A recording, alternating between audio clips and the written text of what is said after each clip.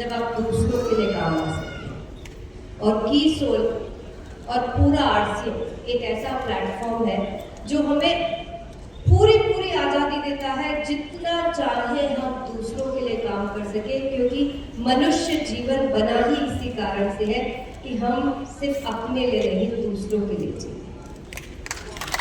और शायद ये आरसीएम में इतना खूबसूरत सिस्टम है जो ये करने की हमें पूरी आज़ादी देता है। पूरा सिस्टम भी हमारे लिए बनाता है, जहाँ पे हम अपने लिए तो कार्य करेंगे ही, लेकिन जो कुछ भी करेंगे अगर उसमें हम पूरी निष्ठा के साथ दूसरों का हित चाहेंगे तो हमारा कार्य और भी ज्यादा बेहतर होगा। कितने लोग इस बात पे अग्री करते हैं? सिर्फ मुझे दिखाने के लिए हाथ मत खड़ा कीजिए, क्योंकि अब मैं आपसे जो आगे की बातें करूंगी उसमें प्रूव हो जाएगा कि आप कितना इस बात पे अमल करने के लिए भी तैयार है। यानी कि आपको अब से इसी रास्ते पर ही चलना पड़ेगा। कितने लोग मानते हैं ये बात? पक्की बात? कुछ लोगों पीछे अभी भी अग्री नहीं करते। इट्स ओके, आप लोगों ने ईमानदारी दिखाई, वही अच्छी बात है।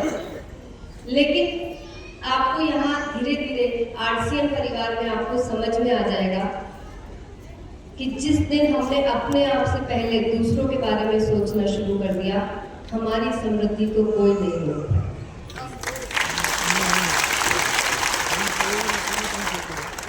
क्या आप जानना चाहते हैं कि की सोल का निर्माण किस तरह से हो, क्यों हो? क्या आप लोगों को पता है? नहीं पता है।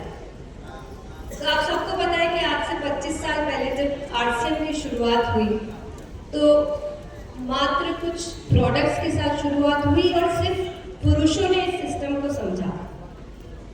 लेकिन क्योंकि टीसी सर शुरू से चाहते थे कि इस पूरे सिस्टम में महिलाओं को पूरा योगदान होना चाहिए, क्योंकि ये बना ही उन्हीं के लिए है।